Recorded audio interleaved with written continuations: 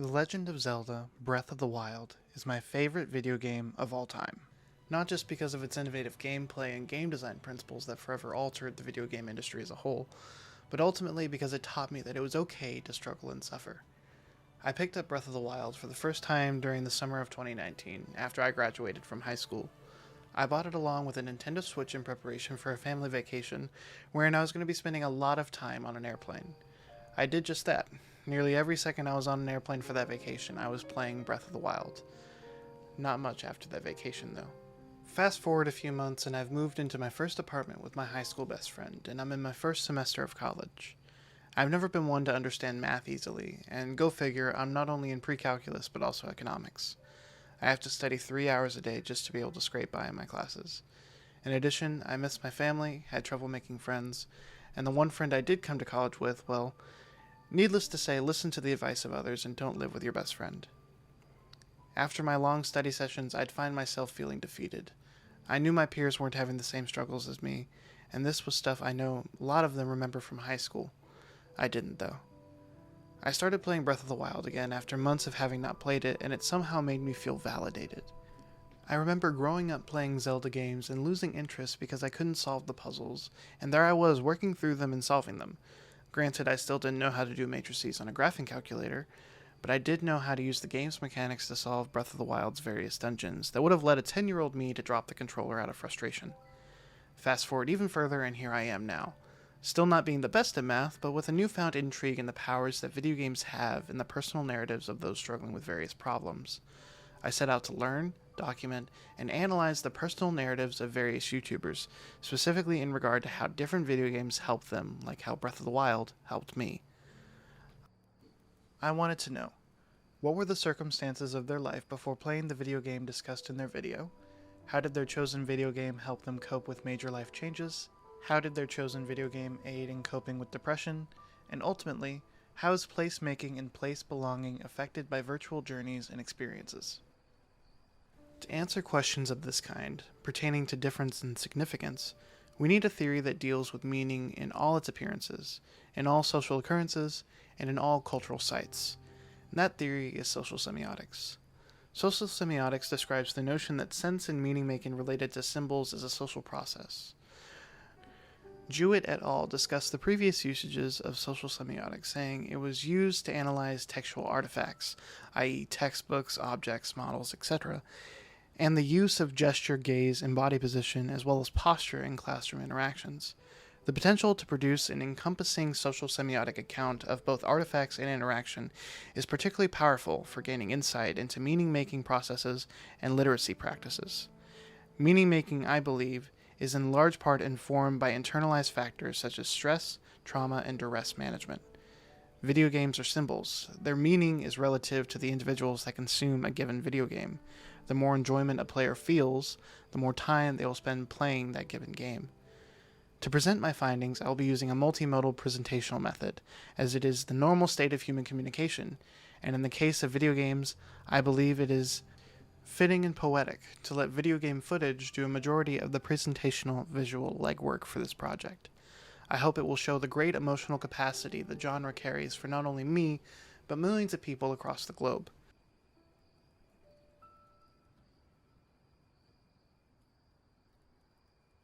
Every once in a while, I play a game at the exact time I need to play it. A time when it will have the largest effect on me because of where I am in life. And most recently, it happened when I played Outer Wilds last year, during a time when I felt an immense need to figure everything out about my life, but kept coming up short. 2015, it would have been like February or March or maybe January. It was early 2015, and I was living in Denver with my sister, Marianne, one of my 5 sisters. I have 5 sisters and 2 brothers. I can't remember if I've disclosed that information or not. But I was living with my sister, Marianne. We had an apartment downtown. If you're familiar with Denver now or in the past couple of years, it's pretty expensive. And I was working at a restaurant. I was hosting and bussing tables, and I made decent tips, but I didn't work a whole lot, so I was pretty poor, which partly was on me. And of the 2 brothers I have, Isaac had played Dark Souls, and he had suffered through it. And Isaac had been trying to get me to play Dark Souls for probably a year, maybe over a year at that point, because, you know, like anyone else who's played it and actually persevered and gotten through it, it kind of ruins them because they don't want to play anything else because it is that good, or had a profound effect on them or whatever. And the first time I tried it, like a lot of other people, I immediately went to the graveyard and got my ass kicked by skeletons, and then I was like, yeah, fuck this game. And I didn't play it for probably a year until early 2015. I used video games to ignore the hardships of my life instead of tackling them head on. But over the last year, things have changed. I went from having a stable job, a place to live, a nice group of friends and a girlfriend, to moving 3 hours north, starting a brand new job, and leaving my friends and breaking up with my girlfriend. At the time, I thought I was making big life changes that would lead me to being happier than I was, that this was the start of the right path to a better life.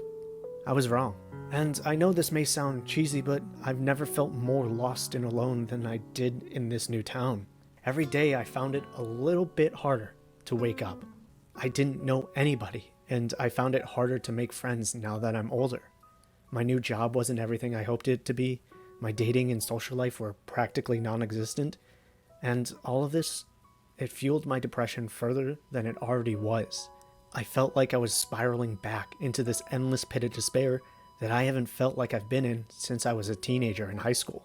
This past year has been a weird one for me. After working for a few years in what I thought would be my lifelong career, I came to the realization that it was making me miserable, so I went off to try something new. And that sounds like it'd be exciting, but in reality, I spent more time worrying about what was next than anything else. I worried if my next job would make me happier than my last. I worried if pursuing a new career would put me even further behind in life than I already felt. I worried if what I did next would make me enough money so that when I'm old and weak, I could stop worrying. And once things on YouTube started to take form, I began worrying about that. I worried if it would be a sustainable source of income, if people would like what I put out next, if the entire site would shut down because of poor policy decisions. I constantly worried about the future, and not just in how it related to my life.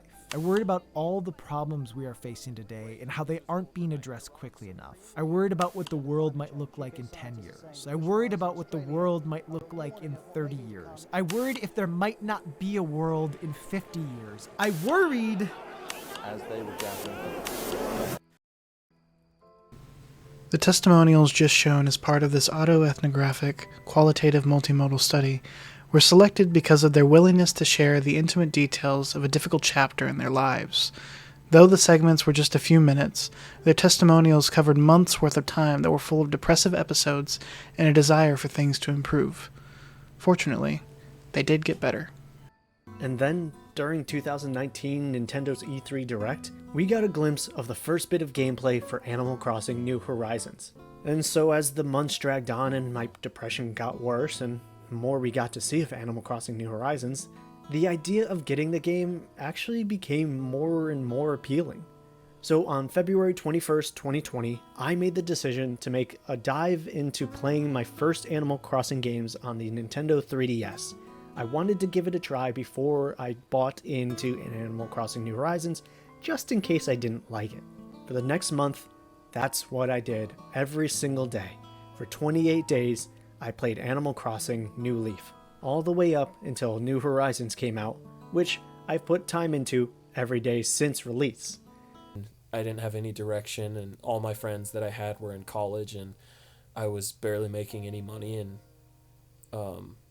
as kind of stupid as it sounds, it made me feel like I had some sense of purpose of the second that I got sucked into the game. After I realized the map looped back to Firelink Shrine, I like knew that I had to beat the game. Like I knew that I had to see it through, and not just because it was like, oh, it's fun, or it's an escape, which it was both of those things too. It was very satisfying to beat the bosses, but it was like it was like my divine it was like my divine destiny to beat the game. Like it was just something I knew I had to do, and it not only rekindled my love for video games and just, you know, made me proud of myself and made me feel, I don't know, gave me some sort of sense of control in my life. I somehow went on that journey and came out of it all the better. And it was religious experience that was like, oh man, if something like that can exist in this world, like this is a world I want to live in, which it took a virtual thing to make me appreciate my real life a lot more. And But you can't save the galaxy in a day, and you definitely can't save the galaxy alone, and maybe you can't save the galaxy at all. And that's okay. It's important to consider the future. It's important to try to make things better, but it's also important to live in the present instead of the future. We're here now, and that is worth something. Looking to the future often means looking past today, and I found myself so caught up in what could happen that I didn't appreciate all the things in my life that were happening. Before I had time to celebrate anything, my mind was already on to the next thing. I so often feel like I hold the weight of the galaxy on my shoulders. Sometimes it's the weight of my future, sometimes it's the weight of the world's future, but it is too heavy to always hold. And trying to will only lead to me not wanting to save the galaxy at all. Playing Outer Wilds helped ground me in that. It reminded me that some days I need to follow paths that make me happy even if they get me nowhere. That some days I need to slow down and admire the beauty of where I'm from. That some days just trying is enough. And on the other end of it, it's helped remind me that there will be days where it feels like I'm stopped before I even start, where I set overly ambitious goals and am unable to get everything done, where I have no idea what to do, so I do nothing. And that's okay. I won't lie and say that since playing Outer Wilds, I've stopped putting the pressure of the future on my shoulders. I do, all the time. It's really hard not to. But now, I at least am trying to disrupt that pattern of thought. I sit back and remind myself that I can't save the galaxy in a day. But I can look at all the things I've accomplished, whether they be big or small, productive or relaxing, and I can bring them with me as I wake up and live in a new day.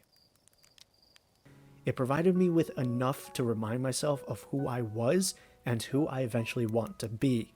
It provided me with a small reprieve from my own destructive mind, just enough to reach out into the real world and ask for help. And it was because of a video game that helped me get to this mindset in the first place. It was impossible to do so in the real world. In short, video games save us. And I don't believe that is a wild thing to say, given what goes into making a great majority of video games. The development team that made The Outer Wilds was 6 people strong. The team that made Dark Souls was about 100 people. And the team that made my favorite video game of all time, Breath of the Wild, consisted of about 300 people. Thousands of man-hours came into the embodiment of just one singular product that is capable of eliciting so much feeling, and that is nothing short of a miracle to me. Thank you for watching.